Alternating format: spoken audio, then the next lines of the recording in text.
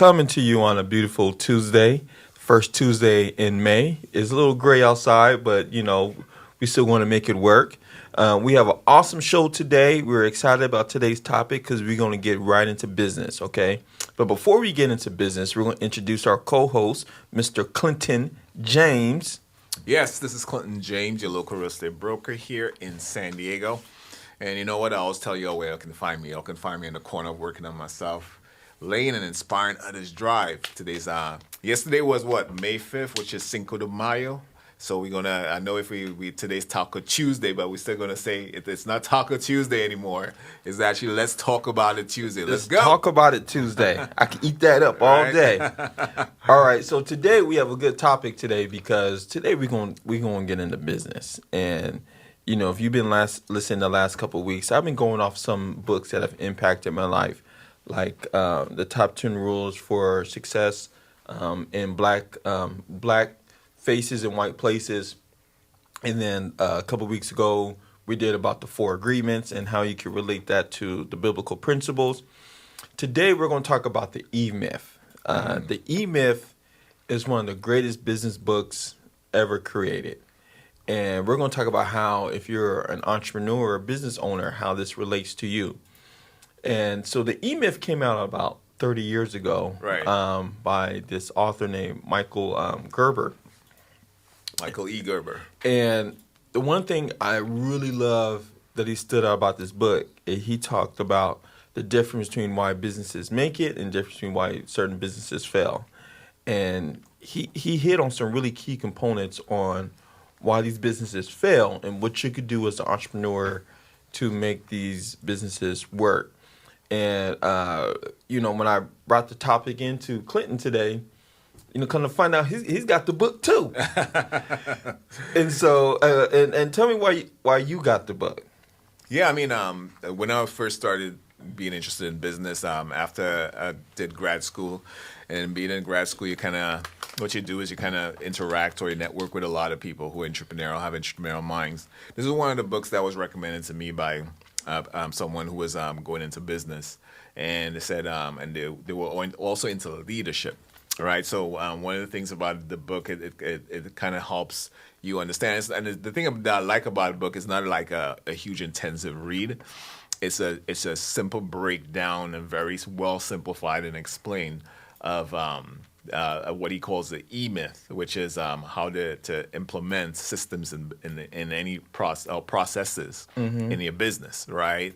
And it can apply to life too, because I've applied some of these things to life. And it kind of correlated a lot with what I studied when I did my MBA. I focused on supply chain management, which is definitely showing you how to actually be very efficient in the value chain of adding value to things as it comes through distribution to the consumer. So yeah, it was a great read. But I'm glad we're talking about this today, and we're gonna dive right into it, man. So let's get into it. So it's working on your business, not just in it. So, what the E stands for in E-Myth is entrepreneurial, just so you guys know. So you're not like, what does the E stand for? That's what it means.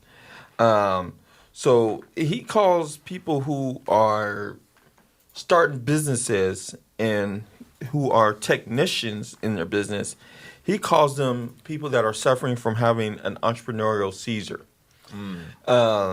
And the reason why he says that is he talks about when most people start their businesses, they look at themselves as technicians. They do something that they love to do, which is fine. You should do something you love to do. Right. However, when most people think about their business, they think about working in their business and not on their business. Right. And so some examples is if you're a chef and you make really good mac and cheese or chicken or ribs or I'm gonna get myself hungry talking about it, tacos, whatever. You may be really good at making that, but how is your business thriving? Right. Or if you're a barber and you really care about the craft of cutting hair, you may decide, am I going to own a barbershop and run it, or I'm just going to cut hair? Right. So an entrepreneur or a business owner is more than just being a technician, although you could be a technician.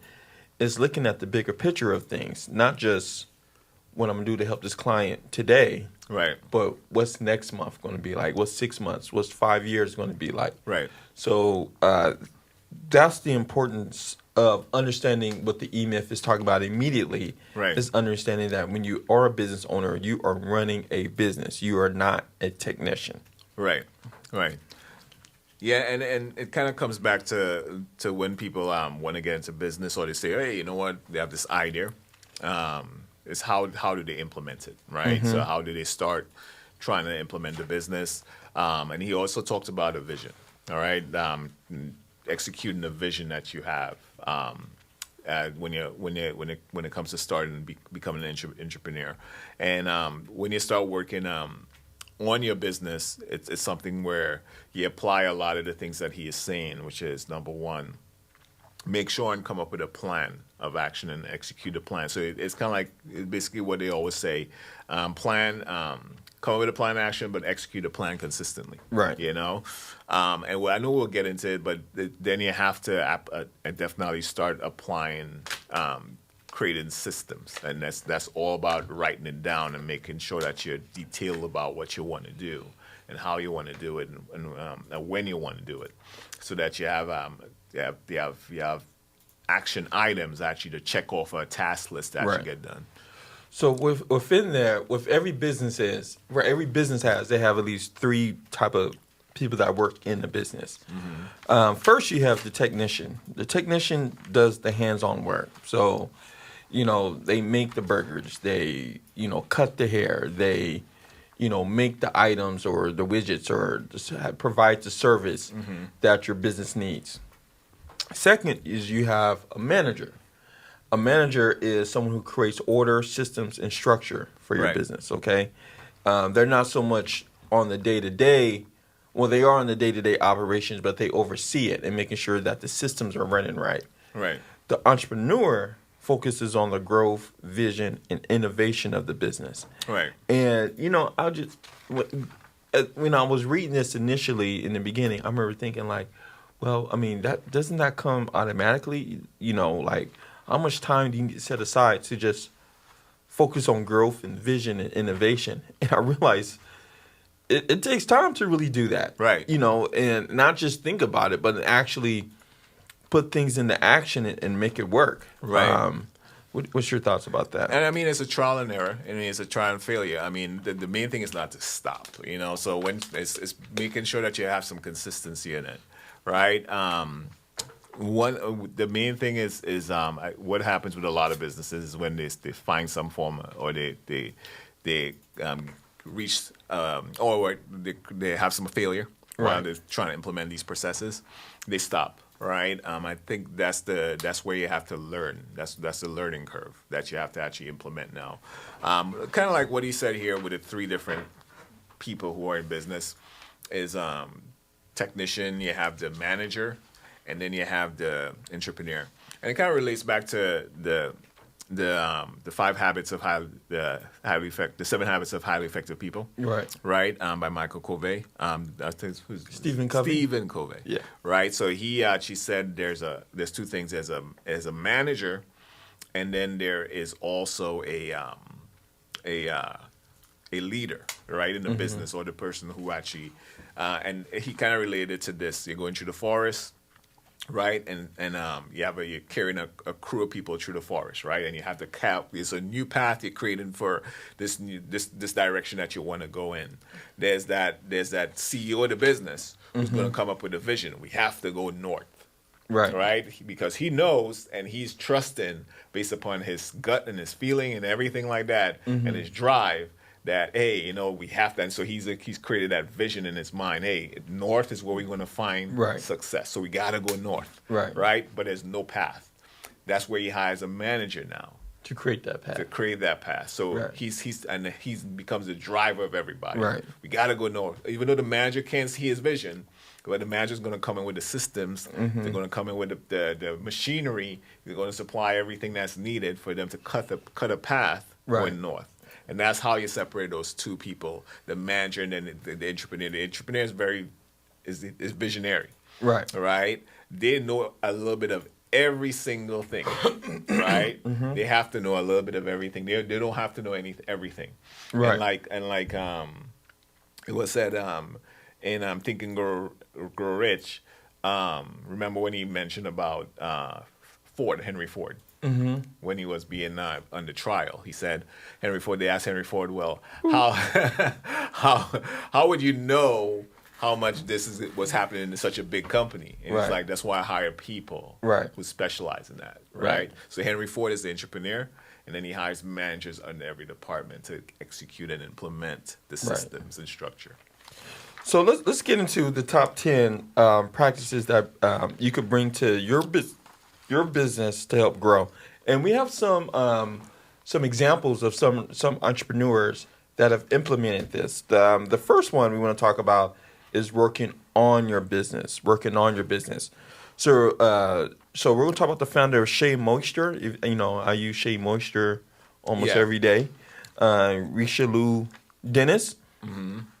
With Richelieu, they block time. He blocks time each week for strategic thinking and planning, and focuses on how to help him build one of the most recognized Black-owned brands globally. Right. So what he would do is he would set a weekly CEO day, no emails, no calls, just focus on strategy.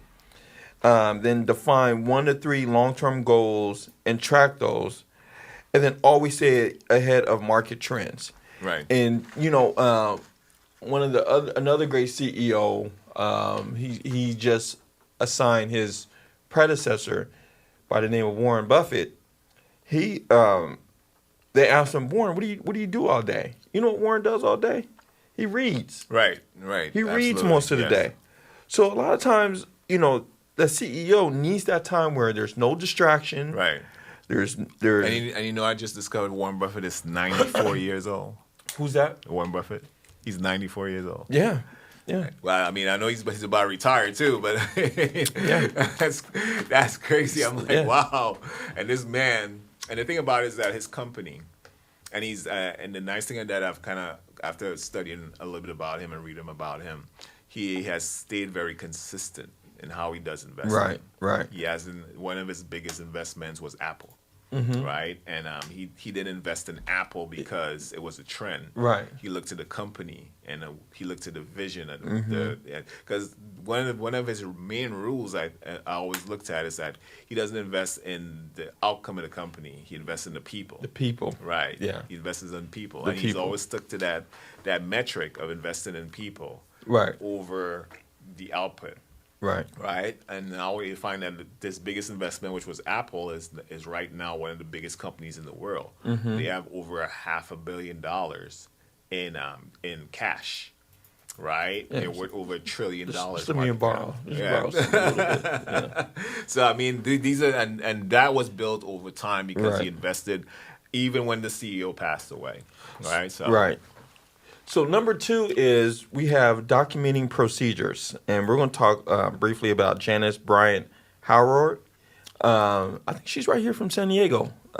She had her Act One business that helped with job placement and recruiting. So she built a $1 billion staffing company by documenting every task from recruitment to client relations. This allowed her team to run the business without chaos. So in order to do this, if you're a business owner, is you want to start with one process, and how do you onboard a new client? You want to write down every step and train your team on it, then update it regularly. So one thing a CEO or a business owner does is they really understand the system that they have. Is it working correctly? And just doing, and sometimes it's trial and error, but sometimes somebody else is already doing it and see how it works. Right. So, but the documenting part, taking time to write things down to see what has been working, what hasn't been working. Right. And making sure that if something hasn't been working, then you scratch it. Right. Or find out why. If it is working, then continue to duplicate that over and over and over again. Right. Yeah, and that's a process of actually of business that has been implemented in recent years with companies like Tesla, I mean, he has a bad reputation right You now. say Tesla? It's a bad reputation, but his business philosophy, and that's why I think business, running a private company and running a public company is so two totally different entities, and a lot of times it's tough to run those two things the same way.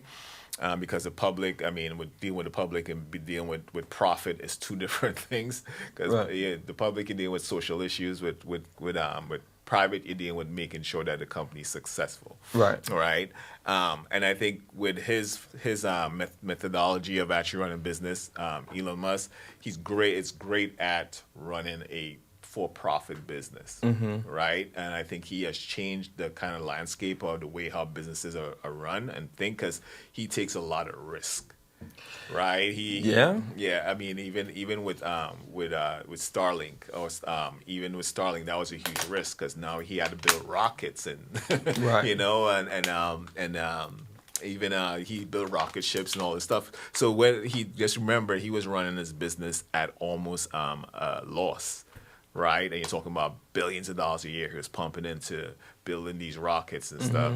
And nobody knew what he was doing, right? Until we have Starlink now, right?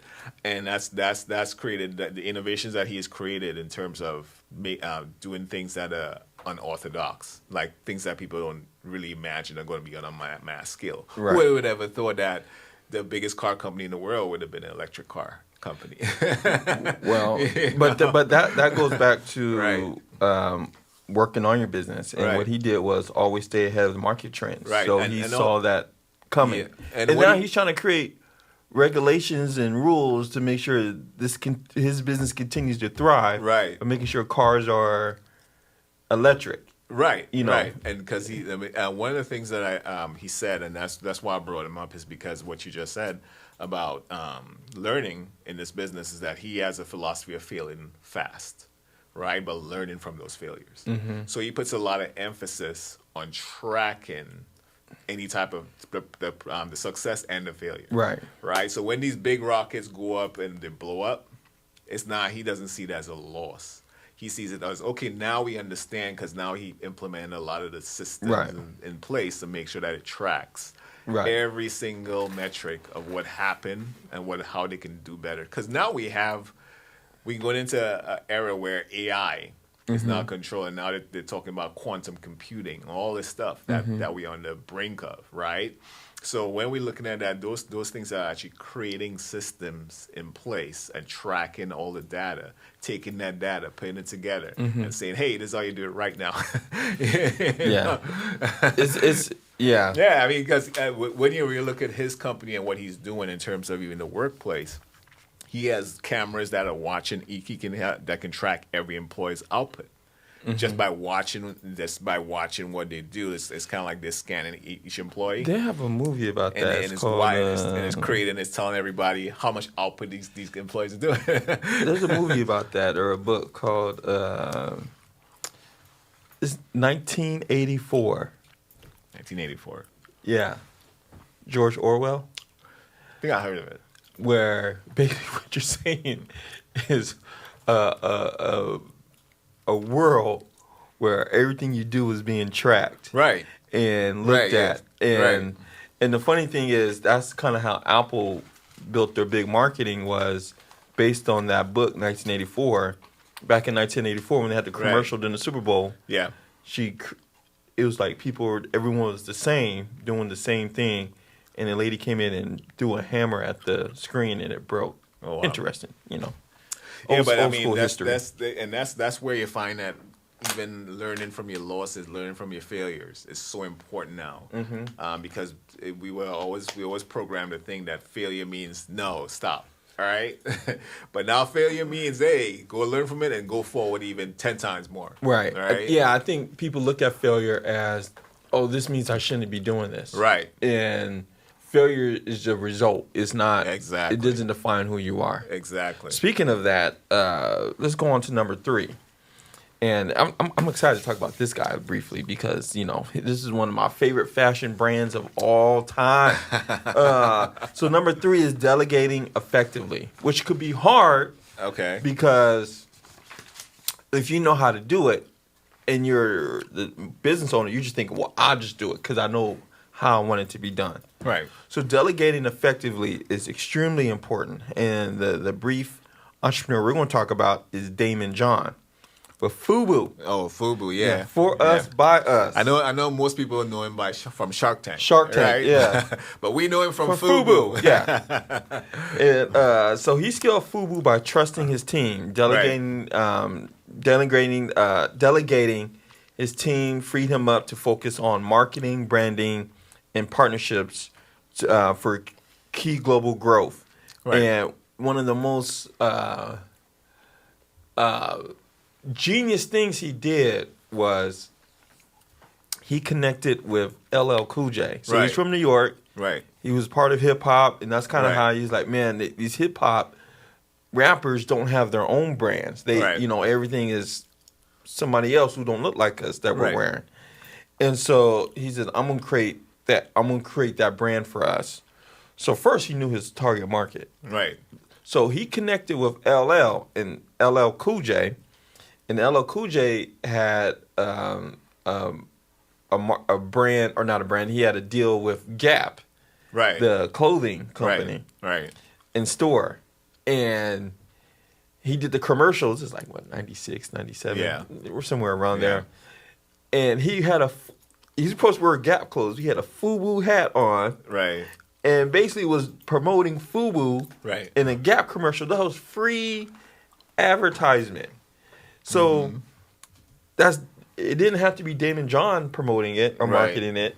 He delegated to someone else that wanted to see him succeed. Right. And because of that really blew up. When I saw that commercial, I was like, man, I gotta get me an FB hat. I know. He was transcending with that one. But just the name alone and then having eyes on it, definitely it also shows delegation. Right. One of the things that I think in business when it comes to delegation is also not understand that you can't do everything and you don't know everything. So they say list 3 tasks you currently do but shouldn't. Right. So that's one of the main things that I think for most entrepreneurs is it's hard to give up. Right. Knowing that you have to now watch somebody who you know how to do it, but you know you don't have the time and you can't invest the time. You have to go move on to something because an entrepreneur's mind is always on the move consistently. Right. Right. Either learning something new or implementing something new. There you go. Right. They also say identify someone on your team who can handle it. Right, right. So things like emails and responding, like the great and this is what we live in an age right now where you can delegate AI or you can outsource it. Right. Like my business in real estate, you can outsource everything from start to finish. Right. Mm-hmm. Where the building relationships and all you have to do now is make sure and build the relationships and maintain the relationships. So when they say when you let go, but check in. You have to. Trust but verify. And that's where the tracking comes in, right? Because that person that you're giving the responsibility to, even with your social media, because people always ask me, how do I get online and I market so much? And I'm like, no, I delegate some of that stuff, and that's what the apps are for. You can delegate to the apps, right? And that's the main thing about technology too. Even you can outsource help. Even VAs, virtual assistants. Imagine, let's say you had a company where you're shipping things across the country, or imagine when you were able to put that package on a train when people were still riding horses. Right. How much faster it got to them. Right. And then imagine how much faster it got to places when people start using airplanes versus trains. Right. Or boats, you know. So when they had to keep these massive warehouse of inventory. Right. And still, they still have to, but it's just keep in mind that because you're talking up definitely what my lane here is just supply chain management, and that's something that we everybody's trying to understand, especially right now with the tariffs, right? Yeah. Because everybody's talking about how it is, but it's a topic that's relevant too because number one is it's kind of like how do you understand? Okay, well, this country has delegated to do this task to add value to a product in the product line, right? Because it's kind of like this. Say you want to make a bottle of water, and the reason why I'm talking about delegation is it is kind of relevant with the tariffs and supply chain. Because say you want to make a bottle of water, you know that it's more expensive for you to actually make the plastic for this bottle, manufacture it, and the time it's going to take and the money that you're going to have to invest is way more than if you actually send it somewhere else or have somebody else produce it. But you have the water. Right. You have the technology, the desalination plants, and you don't want to sell that intellectual property or give it away. So you have that property, so you know how to make the water the best. But this year, if you start building another plant to make the plastic bottles, it's going to make the water way more expensive. Because remember, water is free. You know what I'm saying? Right. So if there's a company, if now you delegate somewhere else or there's someone else or another place or another location that actually can make it for cents on the dollar because they now specialize in it. Right. So now it's easier for you to now get it from them and cents on the dollar, even though it's shipping to you. Then fill it up with the water and have it at a very competitive price. Right. So this is where delegation also comes in. And we got to understand. You don't have to do everything. You don't have to do everything. You don't have to be like, hey, this is why we share. We share, and there's something called globalization anyway, but I'm getting to we could go on hole right now. But I do think we have to take a quick commercial. Quick commercial break. We'll be back in 30 seconds. Right. Oh, well, we keep talking. That's no problem. So we can hit on. Okay. Yeah, we're going to take a quick commercial break. We'll be back in awesome. 30 seconds. Pay some bills. Have you heard about the Hope for Home Ownership Research Program? It allows you to earn 3.5% of your home's purchase price, up to $13,000. This program is easy, and it does not slow down your home purchase or loan process. Just like other research projects, you are paid to be a part of the study. This income is eligible for use on your home purchase to cover such things as down payment, rate buy-down, or even debt payoff. Spend it or save it as you see fit. Oh, by the way, the average participant also receives an additional $12,000 after closing through the Residential Clean Energy Tax Credit.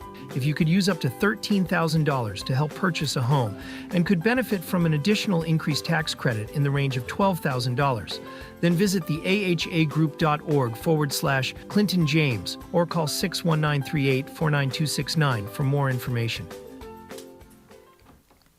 All right, so we back. And again, we're going through the book, The E-Myth, and we're discussing the top 10 principles you can use as an entrepreneur based on the E-Myth principles on how you can grow your business successfully.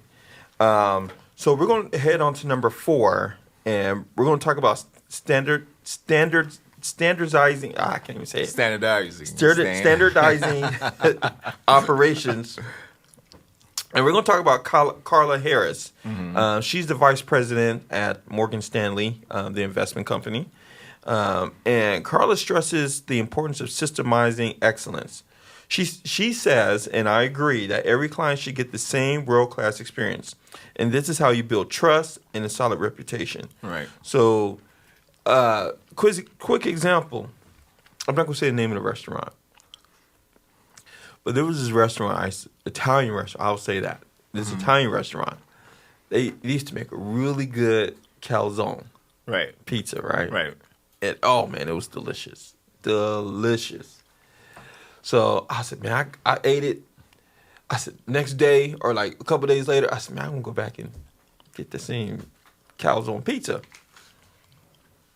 I went back. I want the calzone pizza. Oh, yeah, be right up. Ordered it. First couple bites, I was like, this don't taste the same. And so I was like, maybe I'm tripping. Oh, man. So I had to. And after a while, I was like, this does not taste the same. This tastes way different than the one I had a few days prior. And so I went to the cashier, I'm like, hey, this tastes different. And they was looking at it. I had it the other day, and it was real good. And they was looking at me like, what? Like, I know what you're talking about. I said, the calzone tastes different. It does not taste the same. Right. So she said, well, what time did you come last time? I came like at 5 o'clock. Mm-hmm. At this time, it was 3 o'clock p.m. They said, oh, the cooks change at 4:30. I said, why does the food taste different? It should be the same. Right. They said, You think so, right? They had their own. I was like, no. I knew immediately that is not right. Like, no. Whatever recipe this guy did at 5 o'clock, the same cook needs to do at 3 o'clock or earlier. Right. And that's excellence. So if to be a entrepreneur, you got to think about having operations where you create a checklist for a common task. Mm-hmm. The same thing. Use templates for the same thing to happen over and over again. Right. And review quality monthly. And that's so important. It doesn't matter if you're in a product business or a service business. Right. Basically, this has a lot to do with your reputation. Right. Am I going to get the same level of service from my first time to my 55th time? Right. Right. Am I going to get the same thing the same way? Yeah. And just to be short on this, there's a system that every single business uses to maintain the quality. And that's why you have to be consistent with that system and make it. And there's a formula in supply chains and manufacturing that also when you have big companies that apply this formula, and it's called a value chain formula, where how you add value. What is value equal to? Right. Value equals to, and there's this formula that says value equals to utility divided by cost also equals responsiveness multiplied by efficiency. Oh man, you're good at maths. Explain that. Well, this is just a formula. This is just a formula. Explain right? that formula again. But it's a supply chain formula. When you're adding value, you have to be consistent along, because with adding value, they're using a very smart. The metric to where the output has to be has to be on point every time. Right. Because if there's a mistake that's made in, say, if they have a supply chain, manufacturing chain where they're creating like trucks, building trucks, or those chains go. Right. And there's one mistake, it now throws everything off. So Right. they have to be accurate. Right. Right. So basically what it's saying is that value equals utility divided by cost, which is utility means what that product or service is being used for, right? And how the client, the customer interprets the use of that product or service, and the cost. So what they're saying is how much the lower they can bring that cost down, right, and increase the satisfaction, right, is a better value you can add. Right. So the lower that you're paying for anything, even if it's zero, but you're getting satisfied. So that's why no matter what the cost, if you have a restaurant, if it's 2 o'clock, 3 o'clock, 4 o'clock, 5 o'clock, you make sure you repeat it consistently. Right. So I'm still mad about right. that. So even if it has to be a higher cost. Right. Right. But even when it comes to service too. Right. Even am I going to be treated the same by employee 1 or employee 10?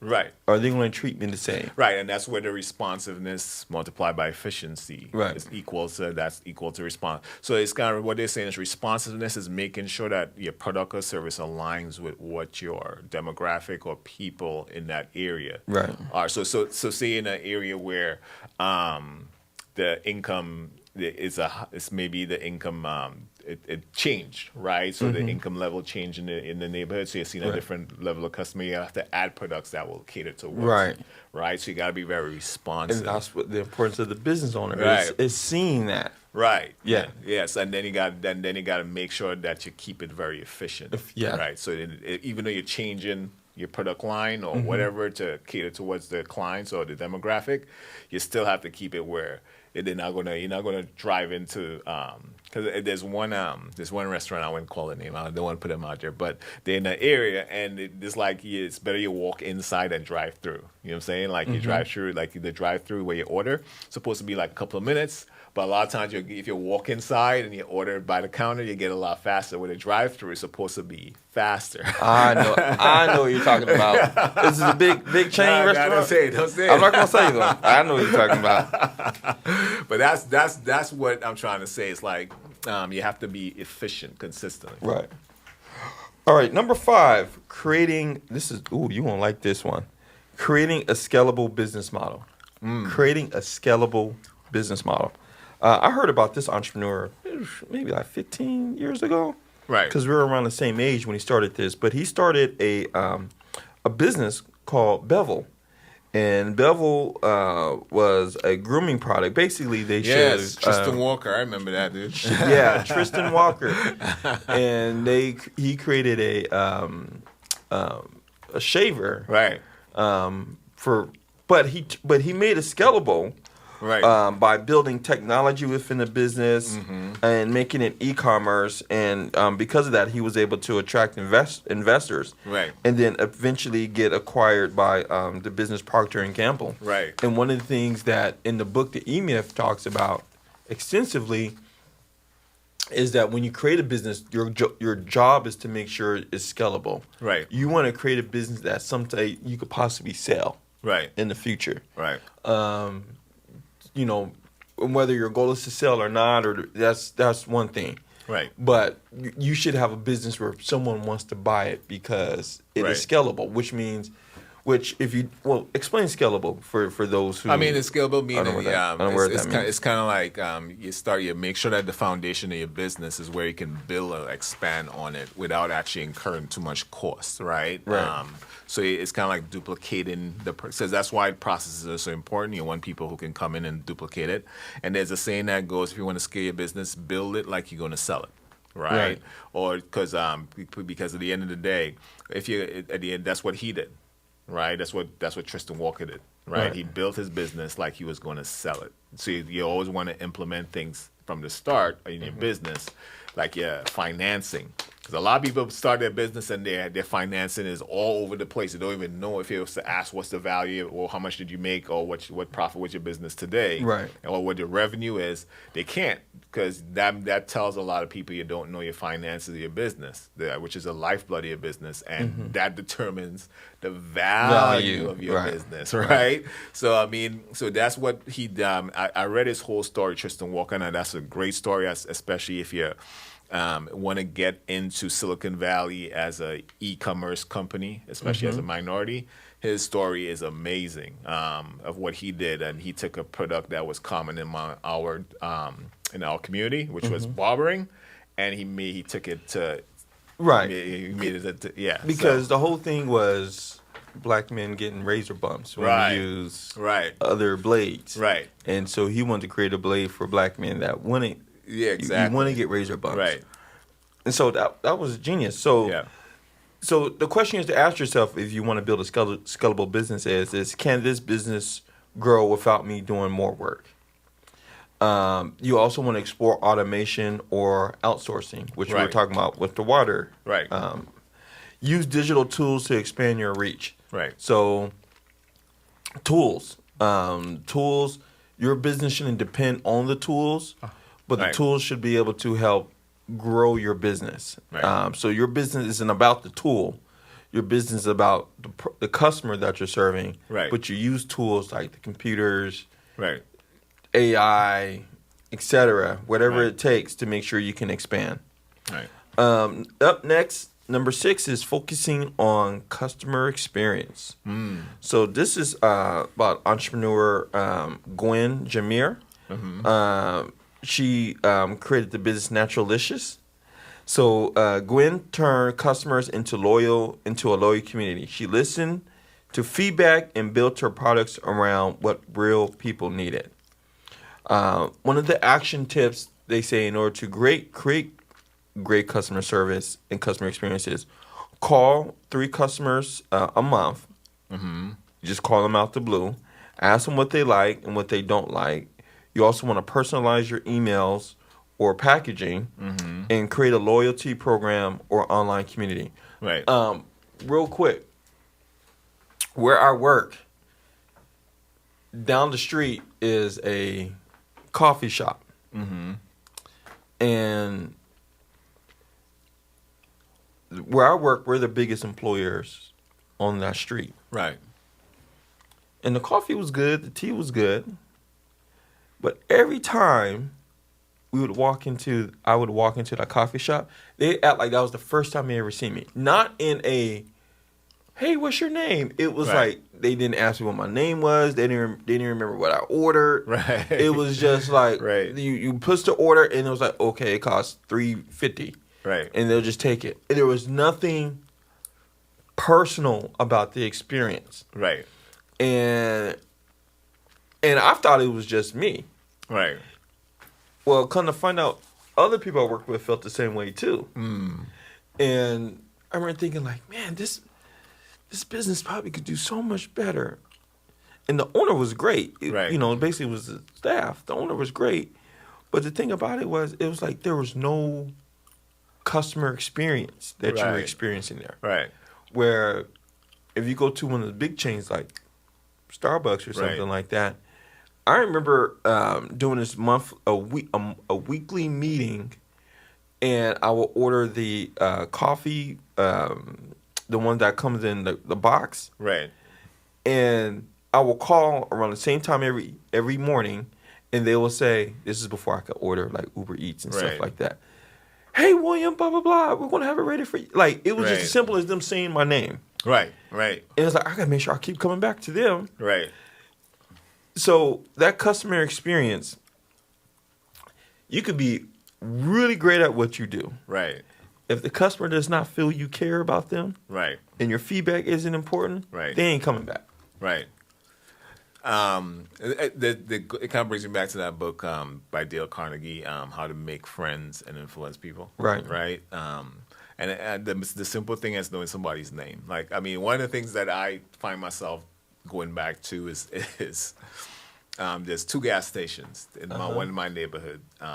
That even though the gas prices might be a little bit higher, then I always go back there. Why? Is because behind the counter, it's like she knows everybody's name, right? I will see the line and she'll be like, "Hey, so and so. Hey, so and so," and they'll know they'll know who you are. Right.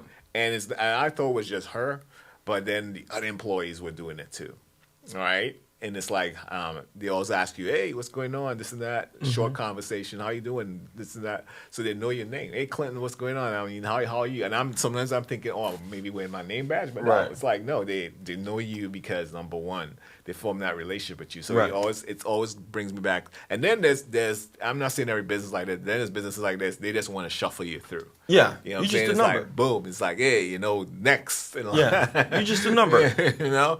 So I mean, I always relate that to there's some called in Nordstrom's customer service. Yeah.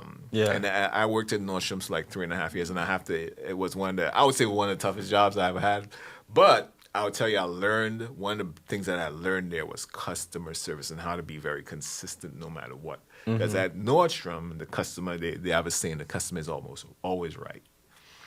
And it's crazy. Yeah, the customer is always right. So, I mean, when you're going in there, it's very humbling. But at the same time, too, because they ain't always right. Yeah, you always have to understand how to respond. It taught me a lot of how to respond to people, right? How to build relationships or build rapport with people very quickly, and also read people, understand kind of like what they really need, find out their needs very quickly. Yes. Right. Yeah. And attend to that need. What is their need? Yeah. Because at the end of the day, if they don't like it, you can make a big sale, but if they didn't like it, they felt something or you did something wrong where they went home and they're like, oh, I didn't feel like I needed to buy this stuff, they can easily return it. And that's the thing about Nordstrom's. That made you go above and beyond. Even if they didn't want it, right? You left an impression that you really helped them. So yes. I mean, they'll come back to you. That was and they paid you well for it, right? So, but they were paid you for customer service. I remember not sales, customer service. I remember I went to Nordstrom's one time downtown, and I went in for one thing. This guy behind the counter at the cologne place, he has such great customer service towards me. He was really trying to find out the cologne that fits me. Right. I didn't go there for cologne. I think I went there for like socks. Right. So, But you see, that's the thing. It's kind of brings you in because I learned my size and measurements and all that stuff because that's that's just normal to a lot of the guys who sell shirts and suits in Nordstrom. Right. They don't just say, if you ask for help, they'll be, have you ever been measured? Have you ever done this? Have you ever done that? They'll measure you if you don't know. Like, it's not like, size over there, large, medium. No, it's over there. Yeah, no, they'll tell you, they'll carry around the measuring tapes and have you measured, and then you can go buy the right fit, right? Right. And you don't have to like chase them after for that, Right. Although sometimes some people will say because it's kind of like, I would say some people who are not accustomed to that type of customer service would think, okay, well, it's being overwhelming. Right. Right? No, but that's just keep in mind that it helped me understand that how you should go above and beyond and be consistent. Doesn't matter who. Because it doesn't matter who came in. Right. Doesn't matter what you look like. If you go complain. you never know. You never know who Right. you're helping. You never know who you're helping. That's very true. I have a story too. I was able to help Lauryn Hill and get one of my biggest sales at Nordstrom because I remember I was closing one night. I'll be quick. I was closing one night, and I remember it was almost empty. Like it was coming down to closing time. And that's when they had the Bob Marley Fest in California. Mm-hmm. Remember when she was married to one of the Marleys? Yeah. And see this lady in an afro, and she was dressing a little bit different back then, because she was like more like grunge, like so she was in an afro, and she had some jeans, and it was. I would say it wasn't stylish, but it was stylish, right? Right. But she was on the phone, and then I saw some kids that were following her in the store, and I remember. She went in there's different sections, luxury section. Now I'm not saying that they ignored her or whatever, but she was in the luxury section with all the Gucci's and the Pradas, and I remember I was like, wait a minute, that's Lauryn Hill, right? Yeah, they didn't know who she was. They didn't know who she was, right? So I remember when we can cross sections, right? Because I was like in the mid section, which is next to luxury, unless somebody needed help and they came and they asked you to do it. Uh-huh. And I remember she sat down and the guy was it was one person working. He was kind of overwhelmed. So he saw me. He's like, hey, can you help her out? I was like, of course. Yeah.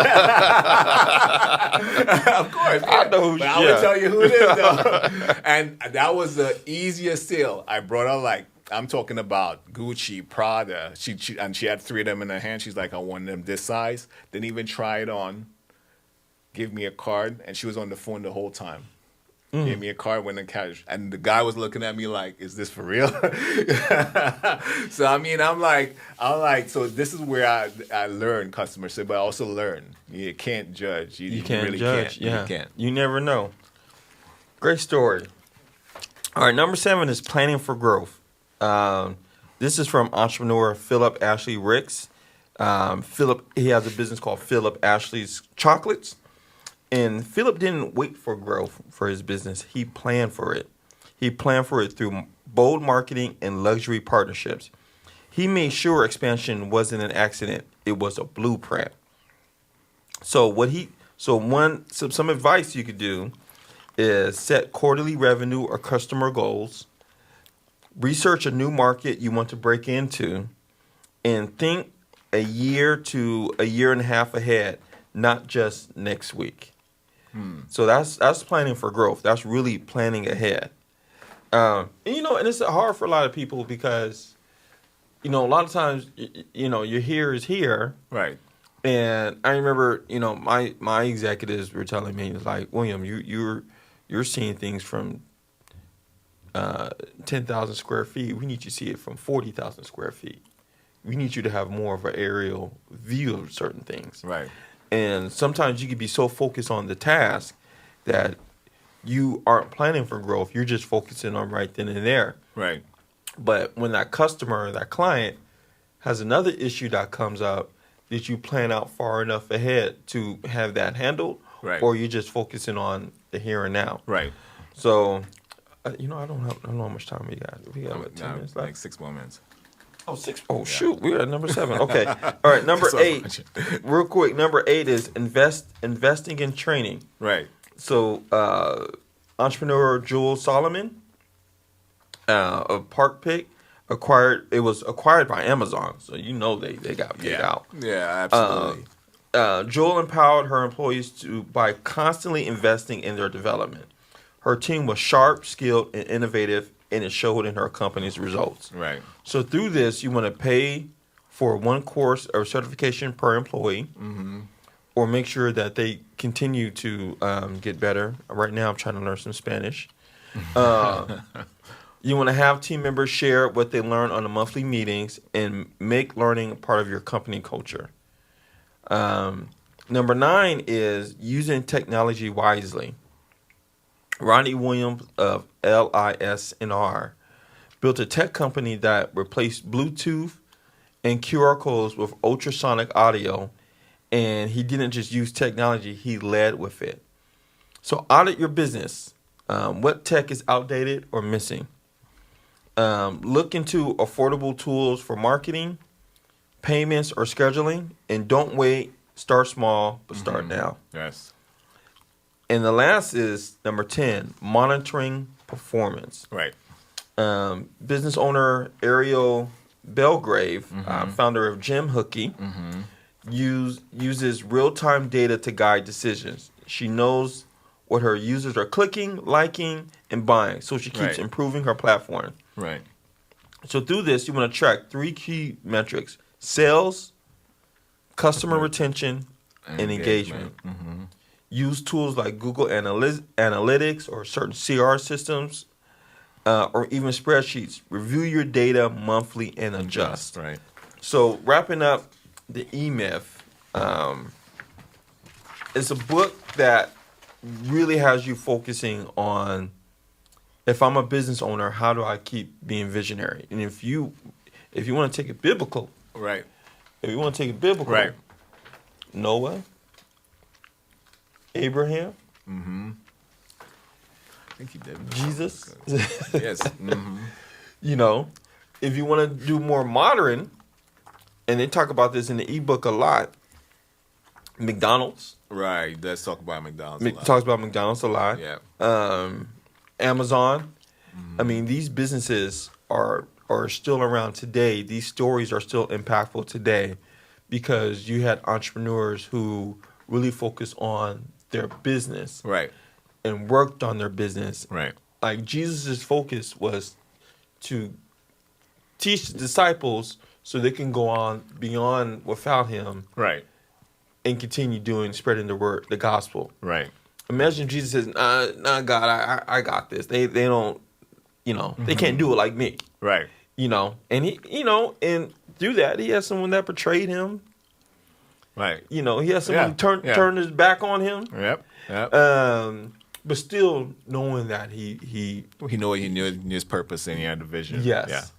You have to see, I mean, he saw beyond the current moment. He saw Right. The big picture. 5,000-6,000 years ahead. Right. And how the impact. Right. And we're still following this to this day. Right. Because in business, those things will happen. You Right. know, you run into pitfalls. There's ups and downs. Like, I mean, if you draw, business is never a linear line, a straight line, right? There's ups, downs, but you're moving up. You gotta keep on moving up. Like, there's ups, downs. Sometimes you might fall right back down, but you see, an entrepreneurial mindset is you gotta keep moving. And that's life too. Yeah. Just living. Yeah. You have to have a vision. You have to look at your life beyond your current circumstances. What's life going to be like for you 10 years from now? Tony Robbins once said people overestimate what life is going to be like 5 years from now and underestimate what it's going to be like 10 years from now. Right. You can have a total life change in just a few years if you really plan ahead. Right. Or you could just be living day to day and you get the same results. Right. So that concludes. How much time we This got? was good. 2 more minutes. 2 more minutes. 2 more minutes? But Okay. one last thing in the last go ahead. section, monitoring performance. I want to say that's very, very important. especially when you're looking at CRMs, or even trying to make sure that you monitor what's happening in your business. This helps you stay on top of things, right? Because there's a saying that was taught to me is like, what's not being monitored most likely is not getting done, and you always have to think like that, right? Because if you're not tracking it, most likely it's not getting done. Because you can, and that includes when you have people doing things for you, especially when you delegate something. Right. You have to set actually KPIs, key performance indexes. Key performance, I have to go through KPIs so today. So that way, every month, you have somebody who they can be accountable to those KPIs. Yeah. All right. Well, I think that concludes today's show. We thank you guys for joining in and listening in. I hope you guys learned something. We learned something by going through this ourselves. Yes. But remember, the future's up to you. Keep God first, and your life will be where you need it to be. All right? We'll see you guys same time, same place in a couple weeks. Until then, peace. We out. Let's talk about it.